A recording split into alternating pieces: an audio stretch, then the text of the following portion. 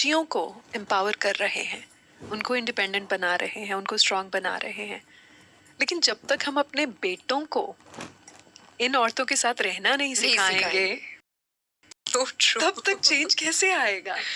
All of a sudden ये लड़की independent भी है, इसको ऐसे फादर मिले हैं जिन्होंने उस पे भरोसा भी दिखाया, उसको बोला कि बेटा तू कुछ भी कर सकती है जिंदगी में, तू जा, मुझे तुझ पे भरोसा है।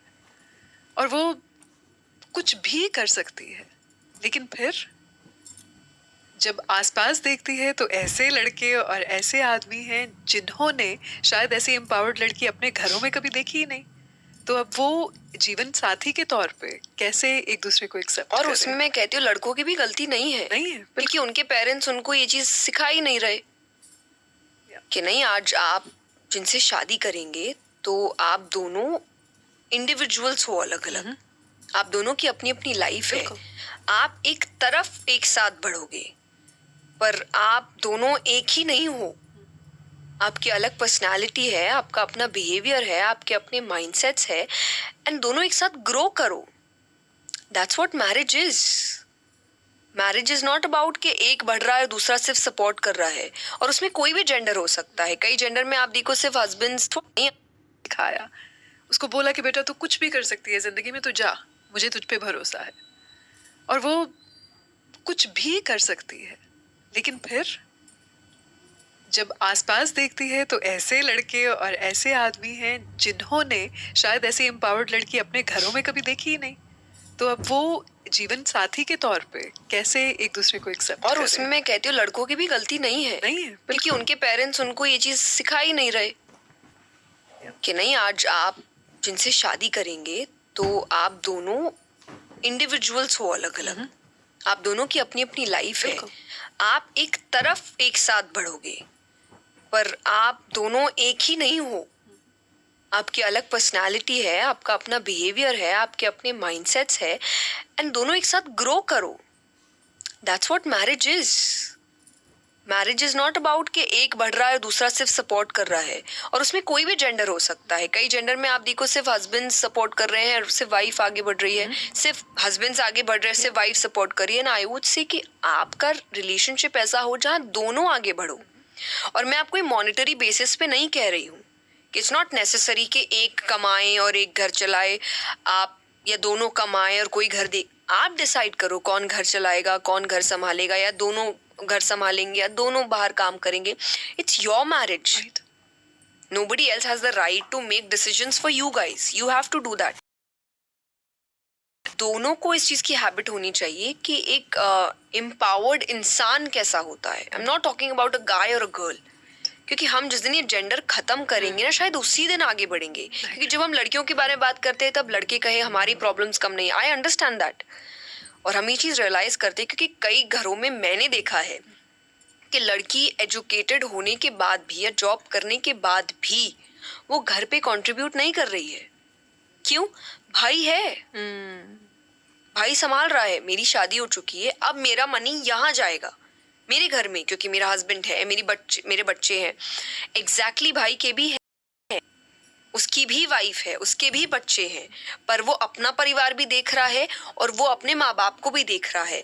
नाउ यू टेल मी, कौन से माँ बाप नहीं चाहेंगे मेरे लड़का हो? इक्वालिटी की बात है तो करनी चाहिए। एग्जैक्टली हर जगह। अगर आप इंडिपेंडेंट हो then you have to understand कि आपका भी फर्ज बनता है अपने माँ बाप को संभालना। Only then you can remove that डर फ्रॉम योर पेरेंट्स कि नहीं, लड़का नहीं हुआ तो हमको संभालेगा कौन। okay. जिस दिन वो डर खत्म हो गया, कौन से पेरेंट्स लड़की नहीं चाहेंगे? उनको तो बच्चे से मतलब है, पर एंड में उनको ये लगता है बुढ़ापे में साथ देने वाला, अकेलेपन से सब डरते हैं। आज अगर आप डर रहे हो, आप रिलेशनशिप में चूज कर रहे हो, आपसे क्यों एंड ऑफ द डे आप डरते हो अकेले रहने से? वो भी डरते हैं कि हम जब बूढ़े हो जाएंगे, शायद जब ठीक से चल नहीं पाएंगे, कौन ध्यान रखेगा, कौन मेरे पास होगा? बेटे के लिए उनको लगता है कि बेटा होगा, पर जिस दिन, और यहाँ पे फिर पेरेंट्स अगेन आते हैं कि अगर आपको चाहिए कि वो बेटी भी बेटे जैसा काम करे, आप उसको पढ़ाइए ना, करेगी, हर कोई करेगा। आप वो मौका, जितना फ्रीडम आपने बेटे को दिया, आप उतना बेटी को भी दीजिए। और ये मैं मर्दों से स्पेशली कहती हूँ क्योंकि आप समझ ही नहीं रहे कि असली फेमिनिज्म या इक्वालिटी का मतलब क्या है। I am not with that kind of feminism जहाँ हम मर्दों को हेट करने की कोशिश कर रहे हैं, I would never do that. मेरी ज़िंदगी में बहुत बेहतरीन मर्द रहे हैं, जिसमें से मेरे एक पापा है, मेरे भाई है, मेरे दोस्त है, जिन्होंने मुझे बहुत कॉन्फिडेंस दिया है। बिल्कुल। अगर वो मर्द मेरी लाइफ में नहीं होते तो मैं आज यहाँ नहीं होती। बिल्कुल। तो औरतों के साथ साथ कई ऐसे मर्द भी है मेरी ज़िंदगी में, पापा के रूप में, भाई, दोस्तों के रूप में, जिन्होंने बड़ा इनकरेज किया है मुझे। तो वो समझते हैं क्योंकि हम जिस इक्वालिटी के लिए लड़ रहे हैं वो कहीं ना कहीं है कि हम आपका साथ देना चाहते हैं। क्यों पूरे घर की जिम्मेदारी आपके कंधों पर है ना? हम भी लेंगे। और ये अगर कितना कॉमन एलिमेंट है, जैसे आपने ये बोला ना कि मेरी लाइफ में ये सब है, तो जो मेरी लाइफ में मर्द है वो सारे मेरी आंखों के सामने आ गए। और ये कितना कॉमन एलिमेंट है हर सक्सेसफुल लड़की की जिंदगी में, कि उसकी जिंदगी में ऐसे मर्द हैं, बिल्कुल है, जिन्होंने उनको एम्पावर किया शुरू से।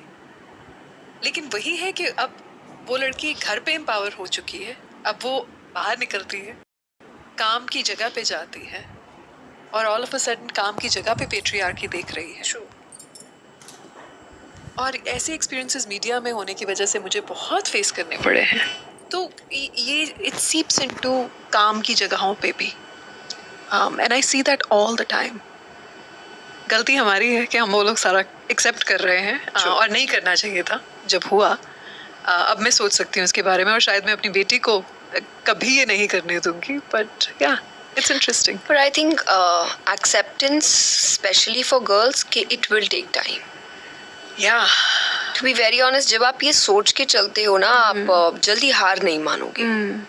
तो मुझे ये चीज़ पता थी जब मैं भी इस फील्ड में आई थी, और आज भी बहुत कम औरतें हैं। ऐसा नहीं है कि बहुत सारी कथाकार हैं जो फीमेल है, मैंने बहुत कम देखी। हाँ जी।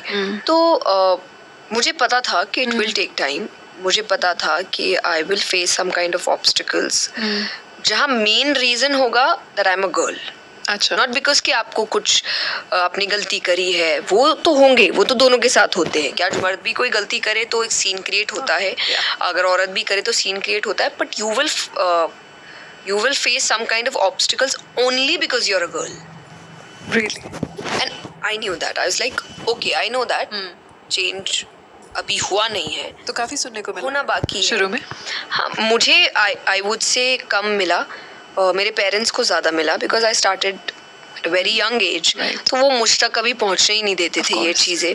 तो उनको बड़ा बोला जाता था कि बेटी है, इतना नहीं घुमाते, नाम खराब हो जाएगा। और एक पर्टिकुलर एज के बाद दे वो लाइक, आई थिंक अब शादी कर लेनी चाहिए। और पहले तो मुझे भी बड़ा शौक था शादी का। I was like 21, 22, I will be all settled, एकदम full on, I will roam around the country, घूमूंगी फिरूंगी, because that's what you think about marriage. तो बॉलीवुड मूवीज ने हम सबका दिमाग खराब किया होता है। और बॉलीवुड के साथ साथ सोसाइटी में भी ना, जब आप शादियों में जाते हो तो आप वो 3-4 दिन के फंक्शंस देखते हो, and you think this is what marriage is. Exactly. How happy. Everybody's dancing, and now they'll dance all their life. And then when you grow up, reality hits, na? Exactly.